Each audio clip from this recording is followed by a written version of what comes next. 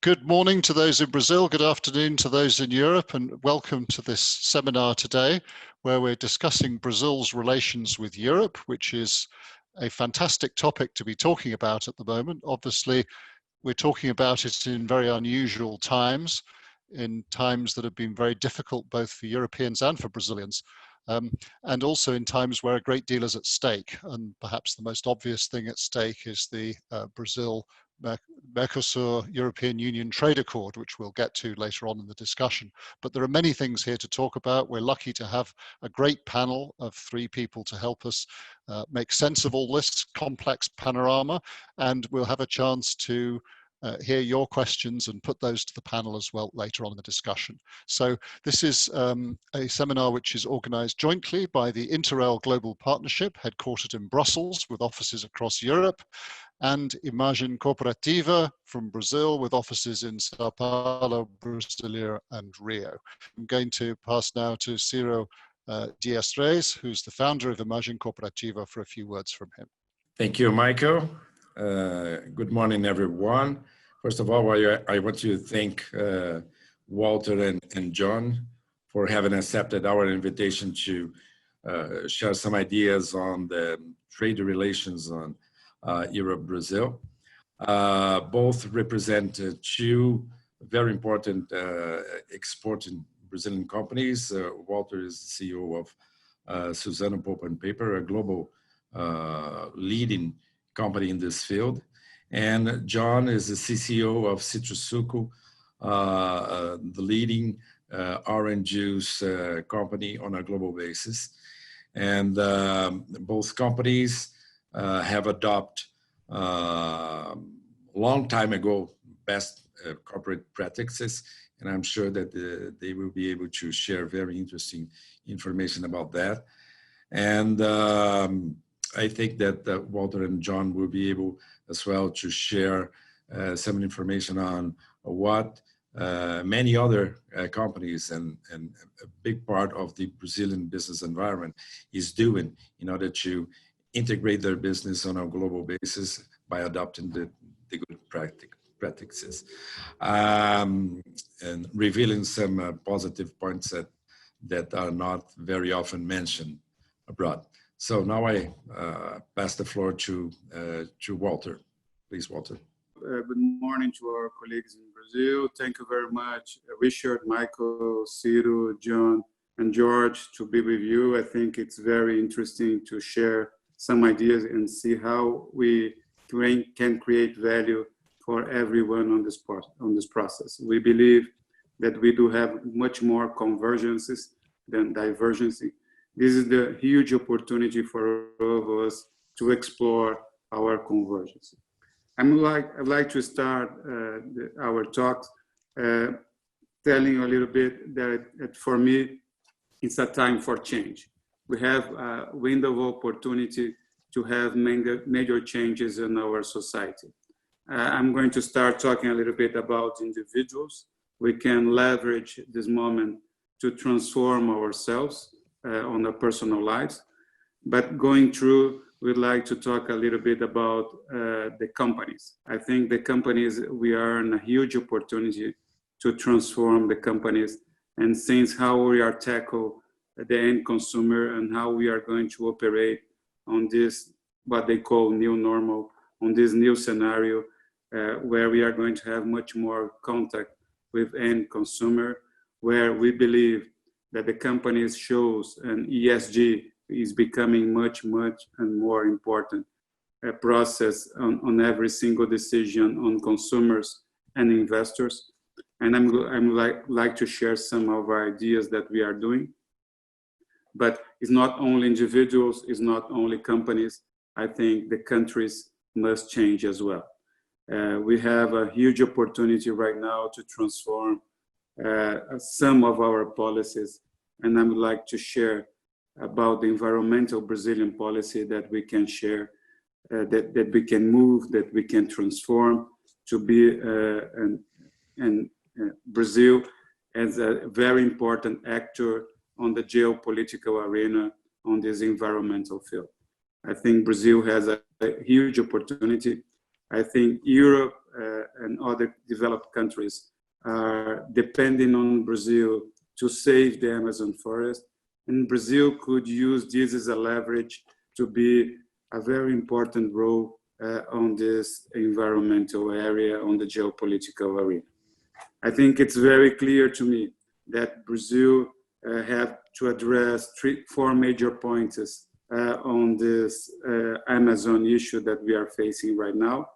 As you may know, we are increasing the deforestation process this year on a 25% points comparing with last year, percentage points comparing with last year.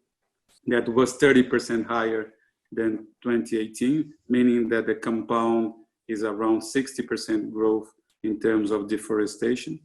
And this is completely illegal. As you may know, 98% of the Amazon deforestation is illegal. And it's a huge opportunity to address with these four major points that I would like to raise right now. The first point is we need to have law enforcement. As is illegal, we do not change our legislation, is just have the law enforcement that we believe that could be done with the help with our army and federal police as well. We do believe that this second point that we need to address is the land ownership. As you may know, Brazil has several areas in Brazil, in the Amazon area. There is not very clear who owns that area. If it's a public area, it's a private area, and if it's private, who belongs to whom? We need to address this land ownership on that specific area that could create and help the law enforcement.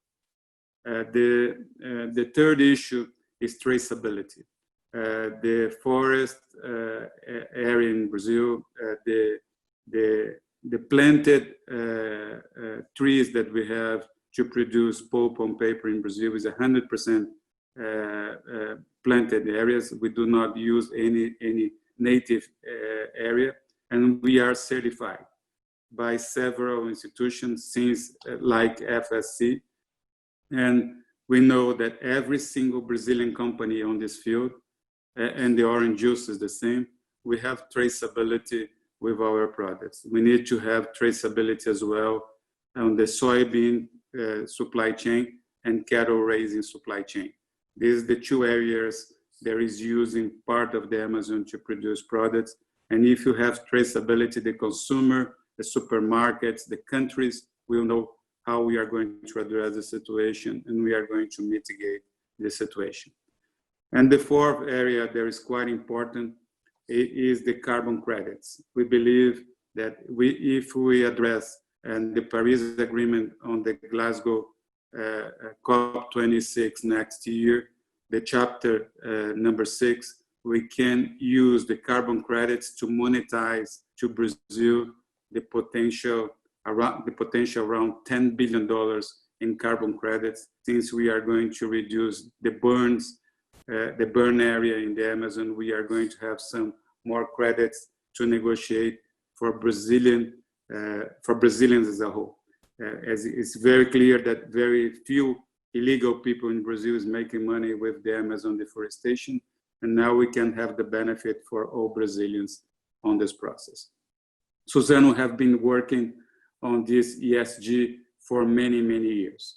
We have in our DNA, and we just announced a few months ago, 3 major targets for the next coming years. The first is that we are negative on carbon footprint. We are the few industries, few companies in the world that we are already negative, but we announced that we want to be 40 million sequestration tons of carbon on the next 10 years, till 2030. The second issue that is quite important is we want to reduce 10 million tons of plastics on the next 10 years using pulp as a source to replace plastics on different fields. And the third issue that is quite important is to release 200,000 people out of poverty on the next 10 years, using how they are going to increase their income in one side. In the other side, we would like to have education for the next generation. I think this is my introduction to the discussion. I think Europe and Brazil can work together on this dimension, and we would be very pleased to discuss the alternatives with you today. Now I'm going to hand over to John, who is going to present his view about this issue. The floor is yours, John. So good morning or good afternoon, everyone. I'd like to thank IC and Interel for organizing the event. Thank you, Michael, for moderating the event. So first, for those who are not familiar with Citrosuco, we are a privately held Brazilian family-founded company, and we grow, process, and supply orange juice to more than 100 countries in 5 continents. Our juice is 100% natural, and we fully convert the fruit into juice and natural origin ingredients. Although Brazil orange juice fruit export, which are mainly from orange, represents only 2.2% of the total agricultural portfolio exported from Brazil in 2019. It's of a high importance in its category, as it represents about 74% of the total global export of the sector in the same year. No other Brazilian agricultural commodity has the same relevance in the global export of its category. So according to Citrus BR, the national association that congregates the largest Brazilian producers and exporters of citrus juice and ingredients, between 60 and 65% of the Brazilian orange juice exports goes to Europe, which accounts for about 60 to 70% of the European market consumption.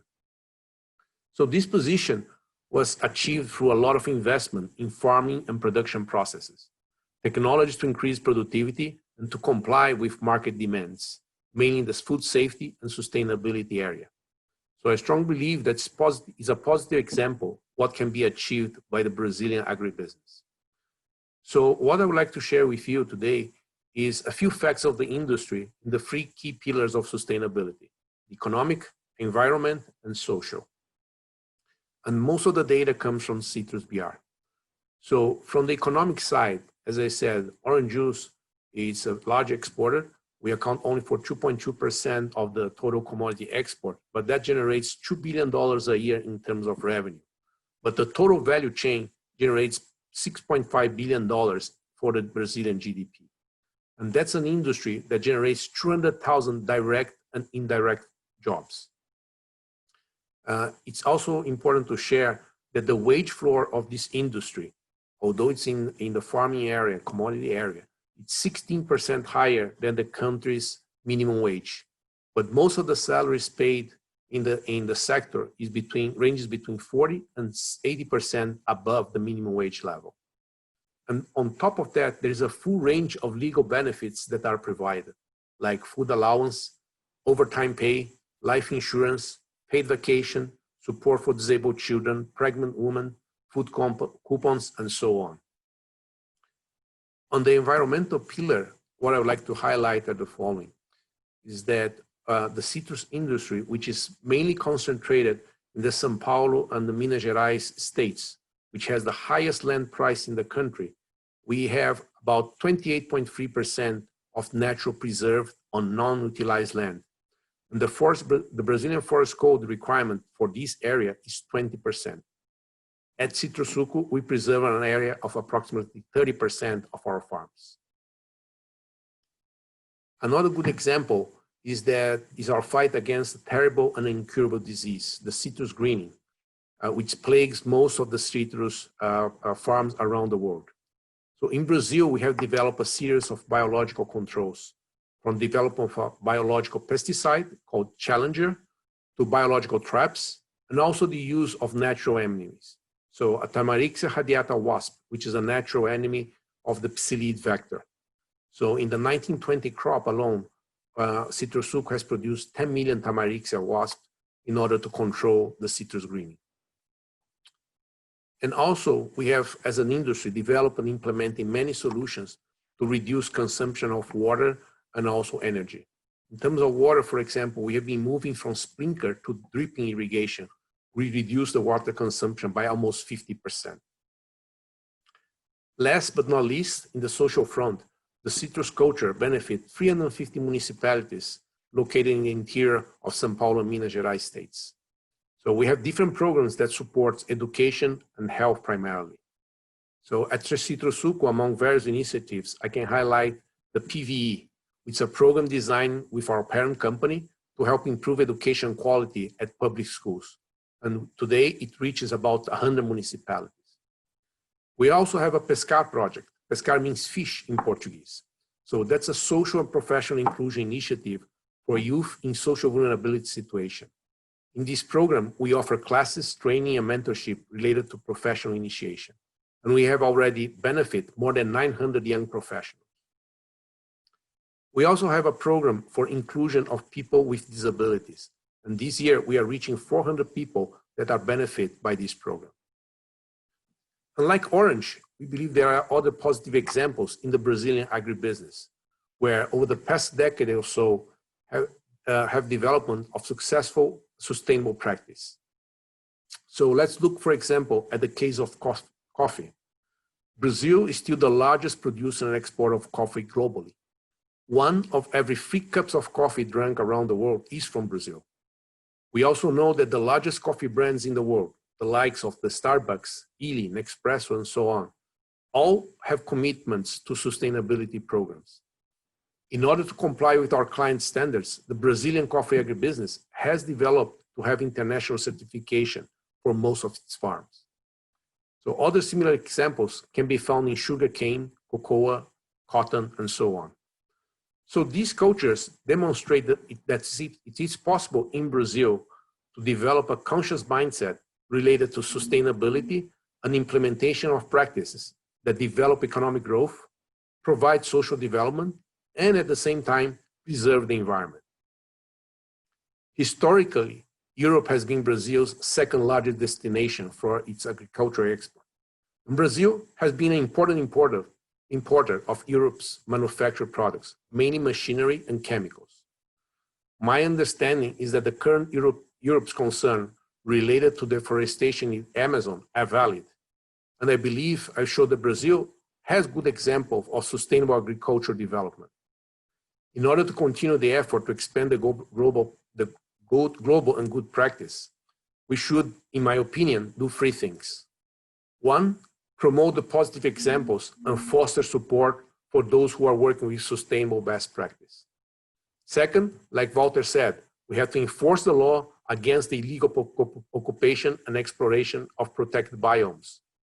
And 3rd, develop education programs to promote sustainable source products, mainly those certified by independent organizations. That has to be done to all consumers in all markets. I believe that this last point is crucial because it will curtail bad practices and provide a positive feedback to my first point, which is the promotion of positive examples. Finally, an open dialogue is necessary because as suppliers, we need to hear and comply with market expectation. In doing so, and because Europe has a technology edge, we may be able to develop additional partnerships in areas where we can import agricultural technology to serve our common purpose, which is to feed the world with sustainable food. So thank you very much. Now I'd like to pass it to Richard Steele, right? Richard, the floor is yours.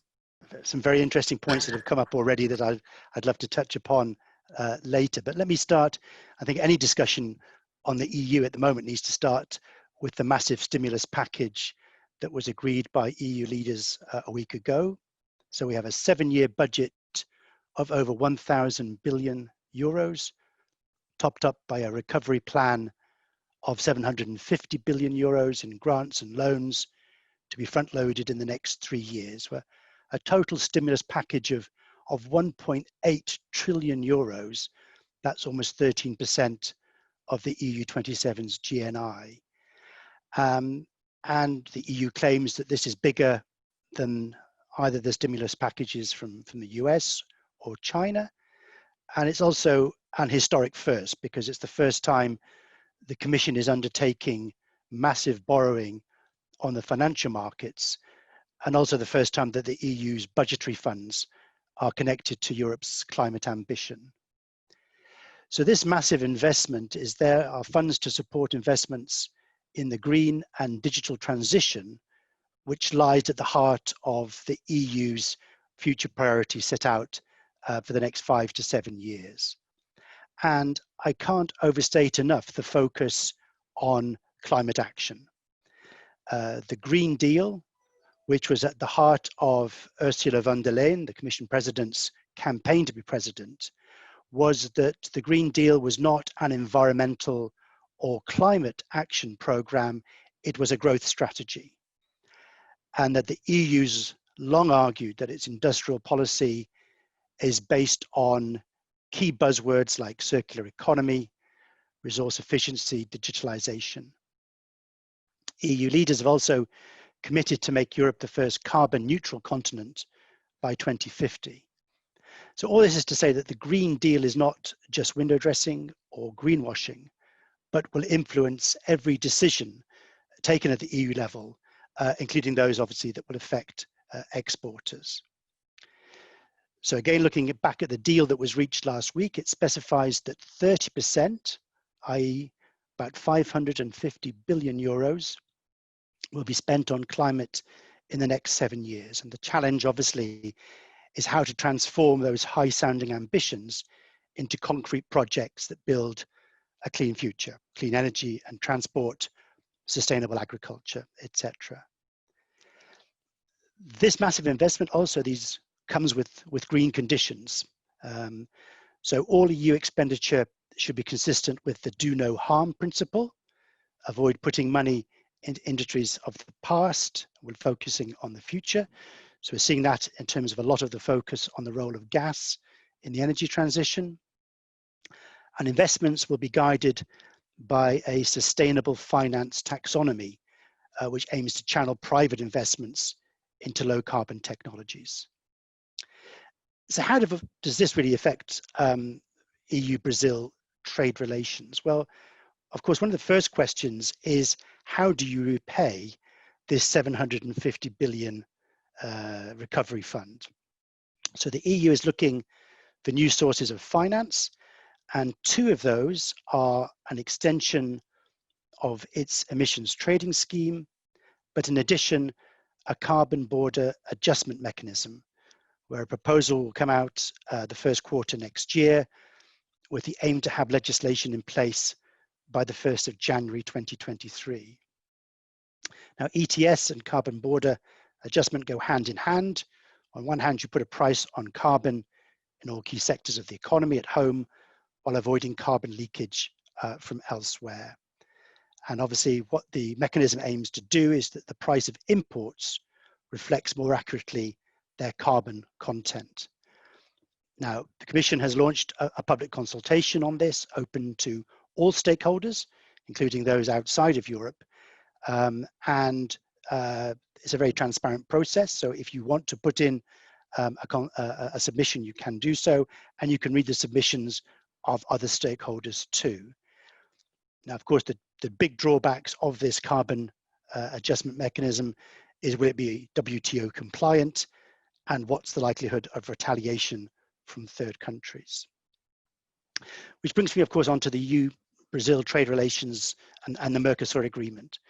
This needs the consent of both the European Parliament and national parliaments, and experience has shown both with the US and the TTIP negotiations and CETA negotiations with Canada, quite how difficult it is at the moment to get trade deals through the EU, both the EU institutions and national parliaments. Now, Mercosur, it's no secret that EU farmers aren't happy. We have a powerful lobby of sort of French and Irish beef farmers complaining they've been sacrificed for lower industrial tariffs. But it's the environmental issues, again, that most concern, and this specification and requirement that all free trade agreements respect the Paris Agreement. So I think once this comes onto the floor of the European Parliament, probably later on this year, we can anticipate high-profile campaigns against Mercosur, led not just by the left and the Greens and the NGOs, but also the far right and the populists. It was only just last week that the Commission published the sustainability report, more than a year after finishing the negotiations, And the report found that the trade deal's effect on deforestation depended largely on whether Brazil decided to enforce forest protections. And that gets onto the point that both Walter and John made very much about enforcement and following the law. The other point I really want to stress is the whole issue of due diligence in supply chains is a growing concern, particularly because of Europe's imports of soy and meat contributing to deforestation. So according to the Commission, the EU imports and consumes between 7 to 10% of the global consumption of crops and livestock products associated with deforestation. And so they're looking to ensure that EU consumption is deforestation free. So in February this year, the Commission published a study on due diligence requirements through the supply chain, which basically concluded that voluntary measures have not been effective in encouraging companies to identify and account and mitigate for negative social and environmental impacts in their supply chains. And so we now have the European Commissioner Didier Reynders announcing that the Commission will introduce a specific legislative initiative next year on corporate mandatory due diligence with an enforcement mechanism applicable across all sectors. Now, that proposal could also include sanction provisions for companies that don't abide by fundamental human rights principles. In terms of the scope, the legislation is expected to be a horizontal one covering all sectors of business. Central issue in the consultation will be whether the scope covers the whole value chain rather than the supply chain. And the Commission's study found that the current business practice generally focuses due diligence efforts on upstream supply chains only. The Commission is also carrying out an impact assessment with preliminary results expected in October of various approaches, including options such as labeling. But the labeling approach is unpopular with the NGOs as they feel it allows harmful products to continue being marketed while shifting the burden of addressing deforestation and human rights abuse in supply chains onto consumers. Any new legislation would likely build on existing international standards and best practices, such as those set out in the UN Guiding Principles on Business and Human Rights and the OECD Due Diligence Guidance for Responsible Business Conduct. And the idea is to make it mandatory for businesses to assess a broad range of risks from human rights, such as child labor, to environmental impact and corruption along their supply chains. And a final word on Brexit. EU leaders, again, in their decision last week, didn't forget that there had been a 70 billion hole left in their budget by Brexit and have set up a special Brexit adjustment reserve to be established to counter unforeseen and adverse consequences in European member states and sectors that are worst affected. In terms of the negotiations that are ongoing, they're pretty much stalled over a variety of issues on fisheries, on governments, on the role of the European Court of Justice, but mainly on the level playing field provisions, and particularly EU concerns that the UK will try and somehow unfairly compete with lower environmental health and standards and state aids. We're unlikely to see much movement until the last minute, which means probably the end of October, which is when a deal would need to be signed to allow ratification before the end of the year deadline when the transition ends. So there in a nutshell is basically where we are in Europe. Happy to take questions and elaborate on any of those aspects. Thank you very much for that, Richard, and thank you also to John and Walter for their initial remarks. We're now going to move to the debate and discussion, and I'm first going to put a question to each of our panelists in turn before we open up for questions from those of you who are listening and attending. And so please do feel free, if you're participating and listening, to put your questions into the chat on Zoom, and I will try and pick up as many as I can and put them to our panel in the course of the discussion. So feel free to start putting those questions in the chat now if you wish. In the meantime, I'm going to start with a question to Walter, and then I'll come to John and Richard. Walter, as we mentioned before, the CEO since 2013 of Suzano, the world's biggest producer of wood pulp, and someone who's been outspoken on climate change and environmental issues. Walter, it must be difficult for you as someone who's been outspoken on these issues, feels strongly about them, and whose company has a strong record on these issues, seeing what's happened over the past couple of years under the current government in Brazil, where a lot of the good work Brazil did in previous years under previous governments on the environment, for which it got a lot of recognition, seems to have slipped away.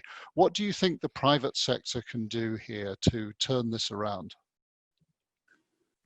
Thank you very much for the question, Michael. I think it's the message to the government was very clear when a few weeks ago, I think 2 weeks ago, we delivered a letter signed initially by 38 different companies in Brazil, and now for 55 different companies in Brazil, with the CEOs trying to show to the government how important would be if they to change the way that they are dealing with the situation.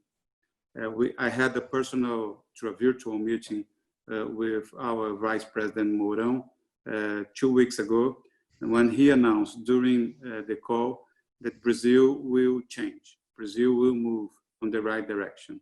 Now, with the law enforcement that they are doing through the army, that we are going to have in the Amazon area, to increasing every single issue that I raised, land ownership, traceability, and carbon credits, that we believe there is change on a structural way, because if we just have the law enforcement, we are going to address the issues on the short term, but we do not have any structural change on the society on that specific region that is quite important.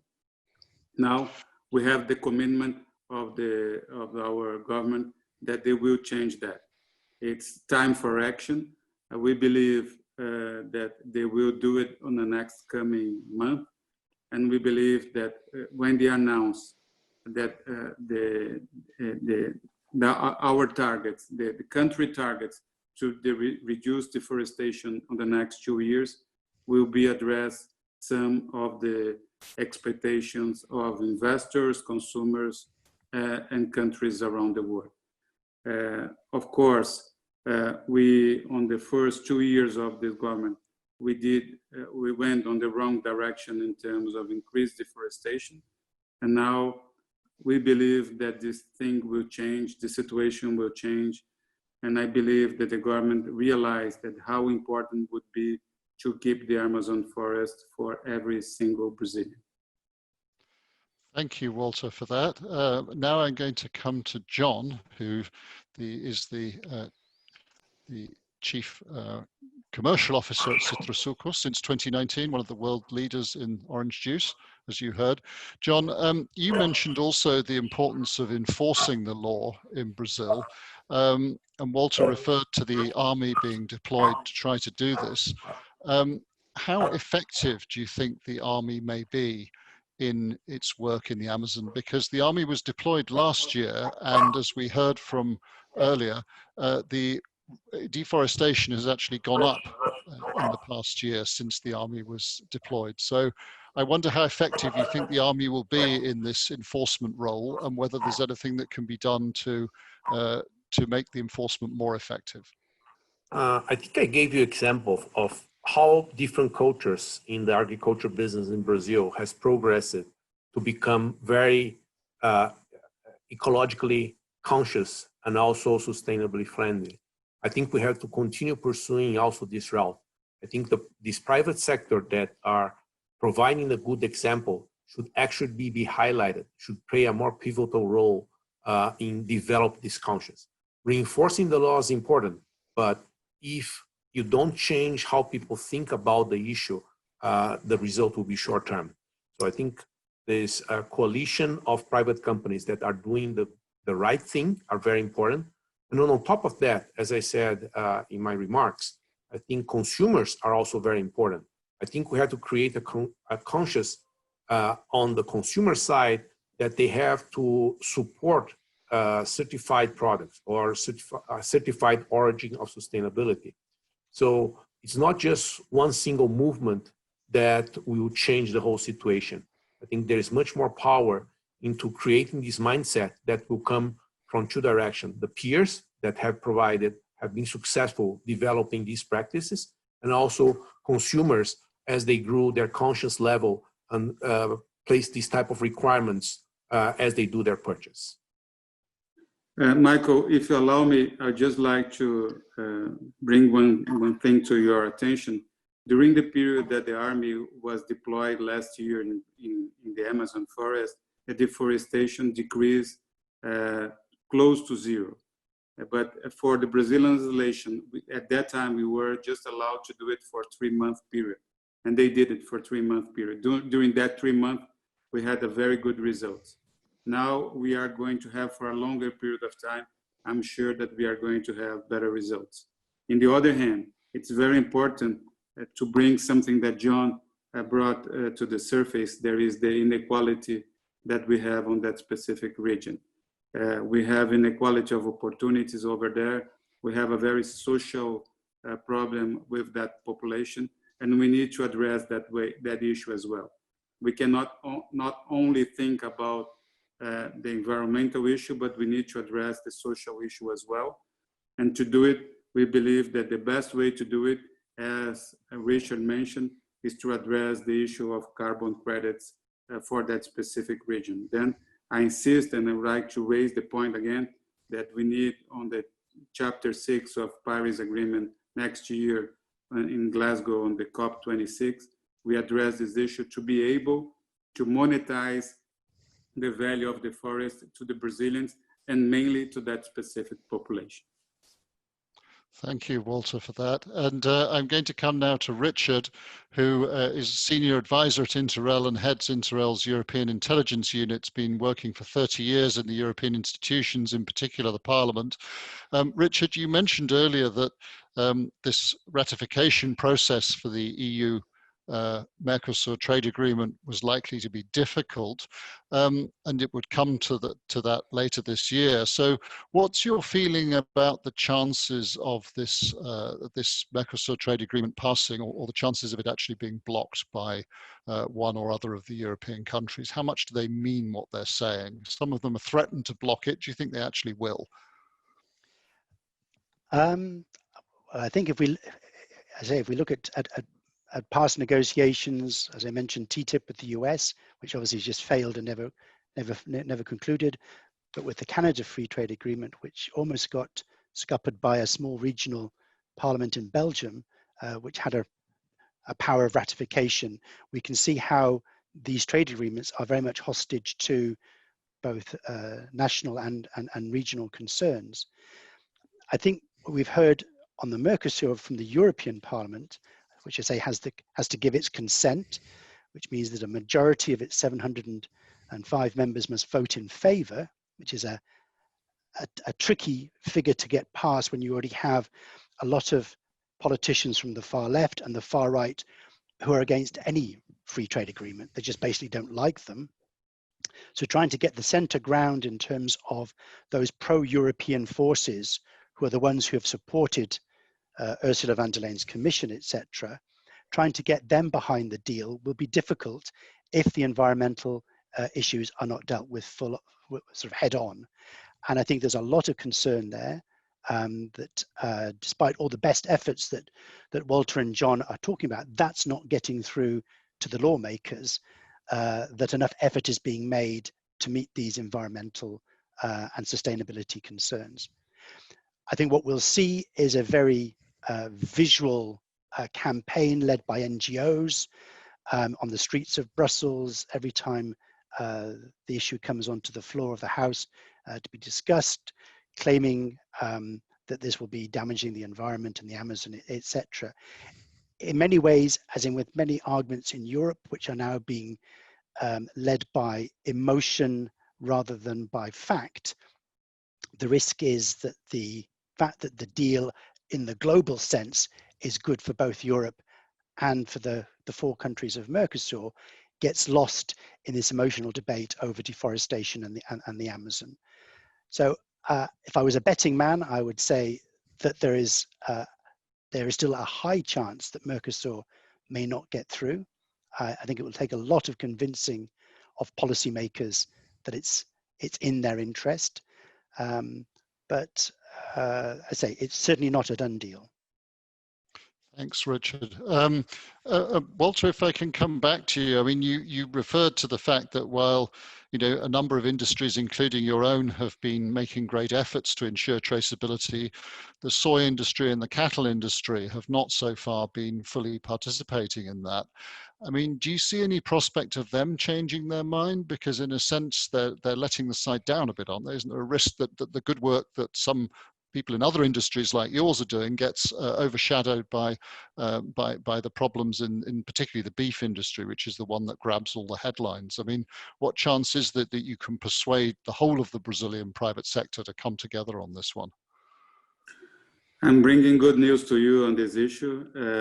Two major companies on this area. One was Cargill, another one was Marfrig, a Brazilian company. Both of them announced a few weeks ago that Cargill has completely traceability right now, and Marfrig will have this on a matter of 2 years.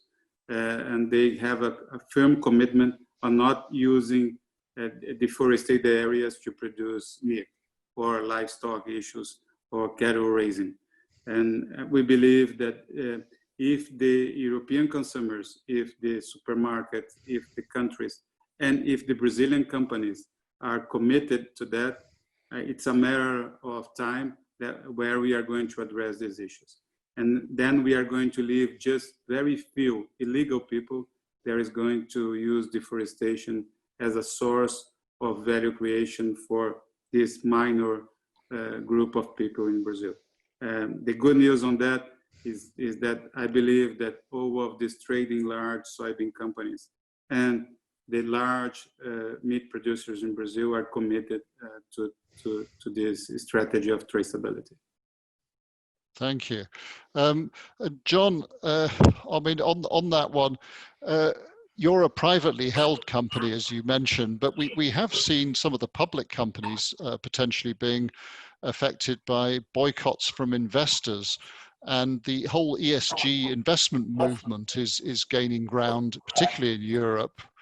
In the FT, in fact, we published last week quite an outspoken piece by one of the senior officers at Amundi, the biggest asset manager in Europe, which was quite outspoken in what it was saying about Brazil. How much awareness do you think there is among Brazilian companies that they may face investor action in Europe? So quite apart from what we might see in the European Parliament, green groups or people like that, but that we might actually see investors and asset managers starting to target Brazilian companies. I think this awareness already exists.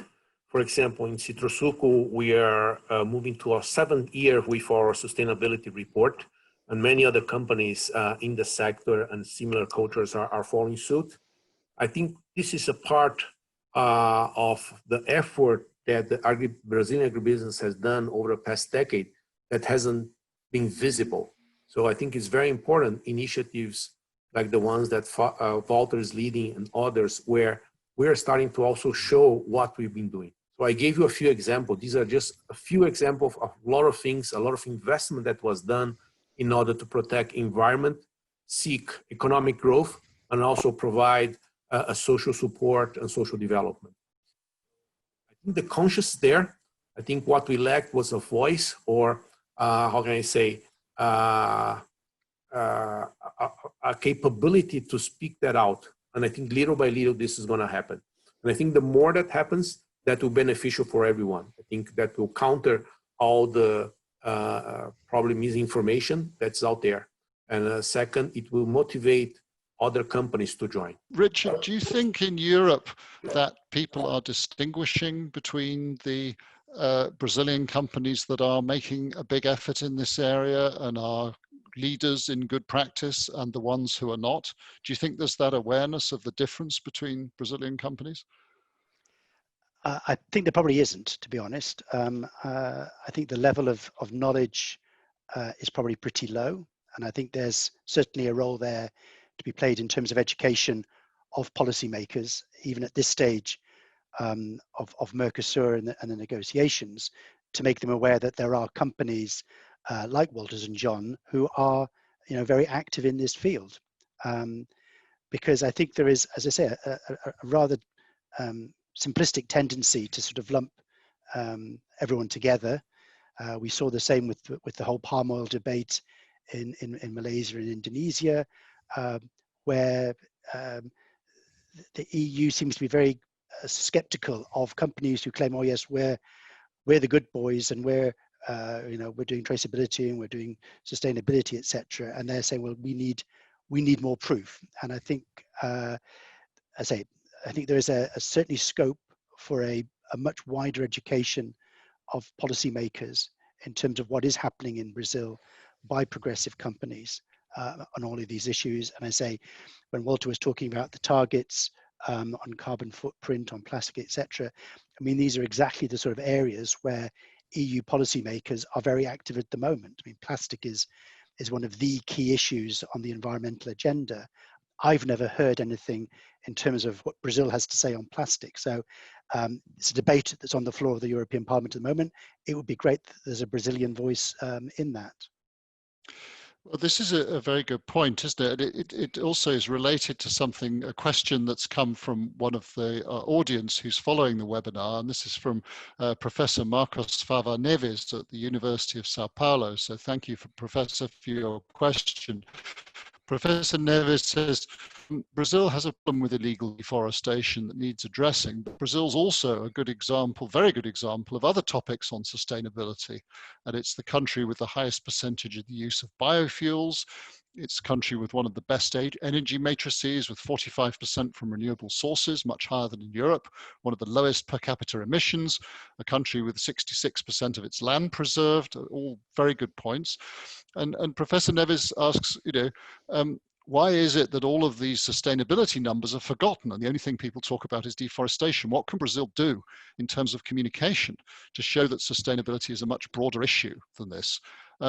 Walter, this is a topic close to your heart. What do you think Brazil could and should be doing in terms of communication on this?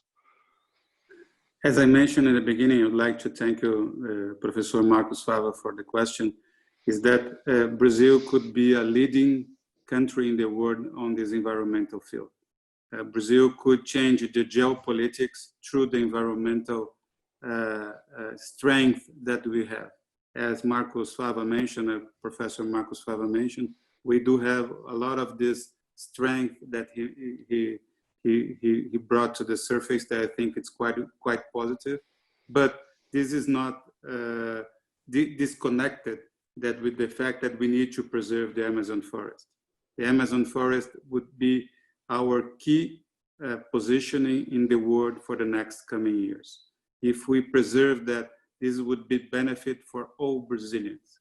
We need to work to preserve the Amazon forest. We need to address the illegal deforestation. As I mentioned before, 98% of the deforestation in Brazil is illegal. We need to address this illegal deforestation. And with this in our hands, then we are going to show to the world that we need to monetize the benefits of this very green positioning that we have on energy, on land forest preserve, on the preserving the Amazon area. And then we can use this to monetize value to all Brazilians and mainly to the people in the Amazon area. We believe that this is a major opportunity for us. We can use this opportunity to create value for all Brazilians. Thank you, Walter, and thank you again to Professor Marcos Fava for the question, and to all those listening, please do feel free to keep putting your questions into the Zoom chat and I will put them to our panelists. In the meantime, I'd like to ask John Lynn, I mean, isn't there also an issue here of democracy? And President Bolsonaro was elected with a mandate from the Brazilian people, and one of his campaign promises was to open up the Amazon for more development, and he was specifically elected on that platform. So can't he also say he's got a democratic right to open up the Amazon to develop, and the Brazilian people have given him a mandate to do so? I think as Professor Marcos Fava just showed, there is a good chunk of Brazil that is already open for agricultural development. And with the examples that I think Walter and I showed, we strongly believe that there is opportunity. And I think there are studies that shows that we can continue using the currently open land to further increase productivity. As I said in my remarks, we also have to tackle into technology. That's something that we always forget. Technology can benefit us on two sides. First, in helping increase productivity, but for example, on the traceability issue.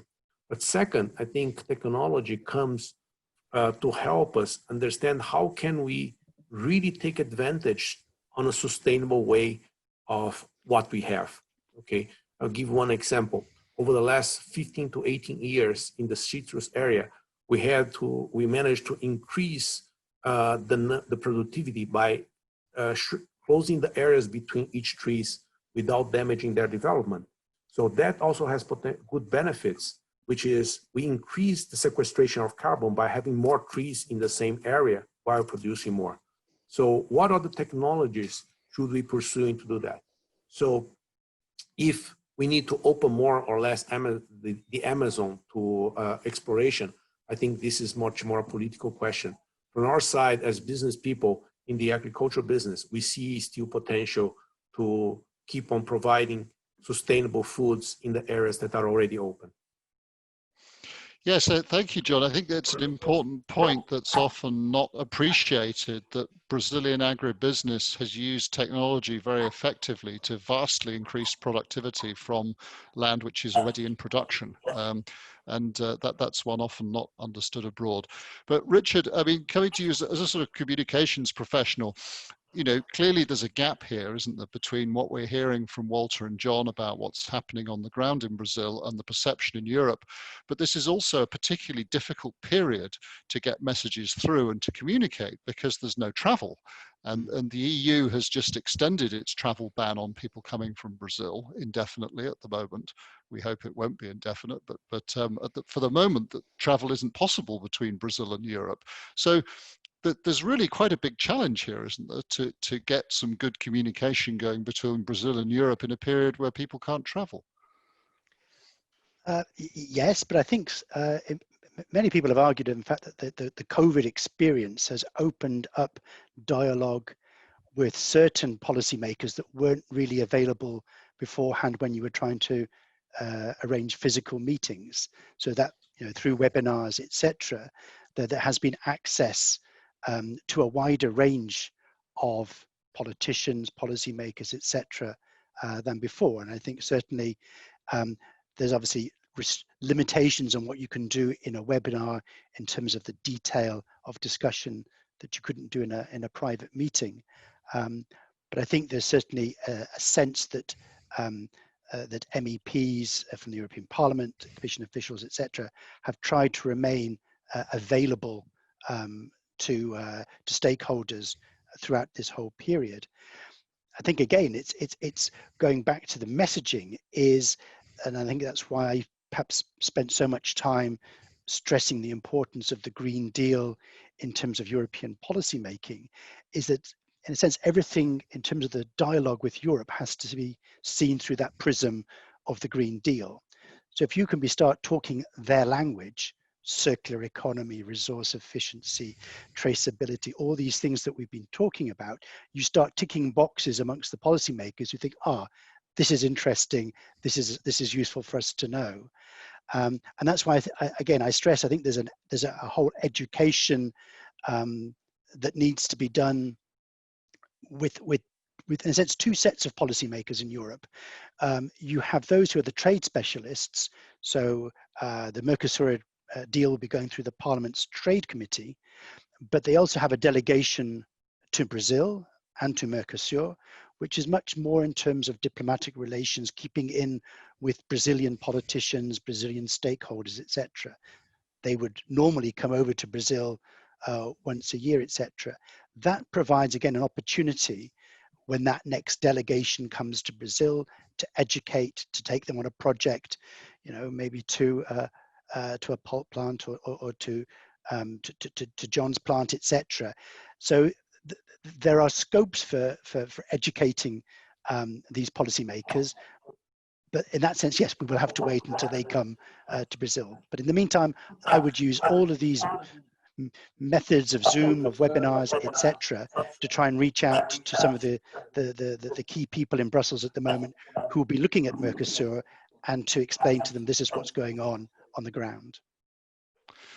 Michael, if you allow me, just to complement this point, all these companies that I mentioned in many agribusiness, we basically supply clients in the US or Europe, which have very high standard.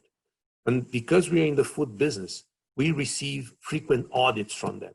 So we are used to receive people or specialists in our farms, in our factories, to look what we are doing. So everything that I just mentioned to you, because we are certified, can be visited by anyone, including European trade commissions or diplomats. I think this is part of the education process that has to happen. We shouldn't be focused only on the negative, as we've been saying. We have to start looking at the positive things and find ways to promote that.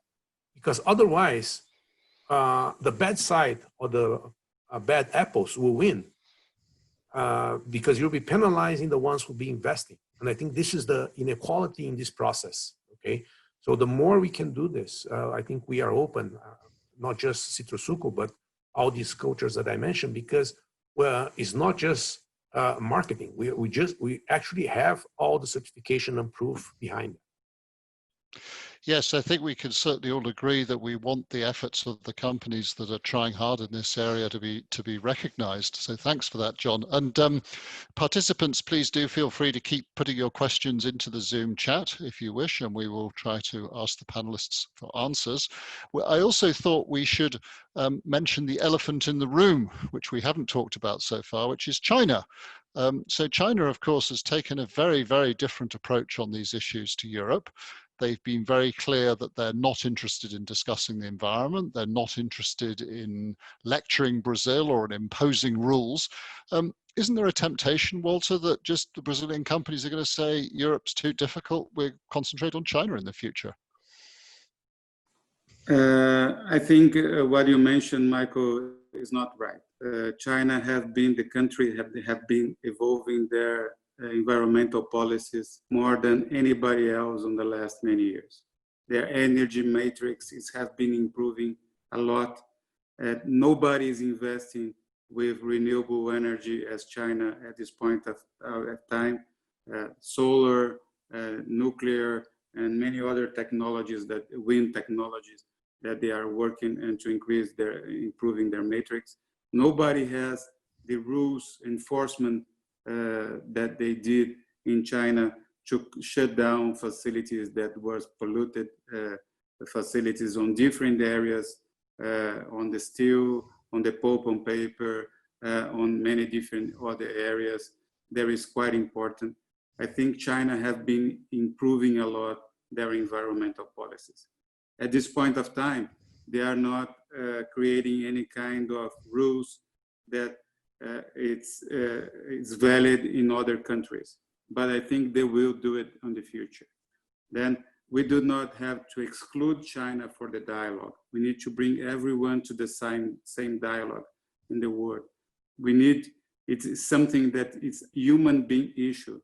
This climate action that we need to do it is not related with one country or one region. It's related with the world. We need to work together in this dimension. And then instead of trying to create tensions or geopolitical issues among the countries, this is a huge opportunity that everyone has the same target. Every human being have the same target. We need to work on the same direction, everyone. John, what's your view on the Chinese dimension here? And I would just say I was talking about China's policy towards other countries rather than what China was doing at home. But John, what's your view on the China question?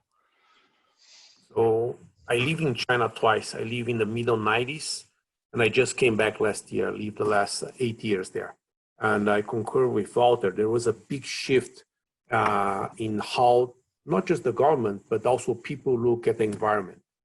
And I think the biggest push will actually come from consumers.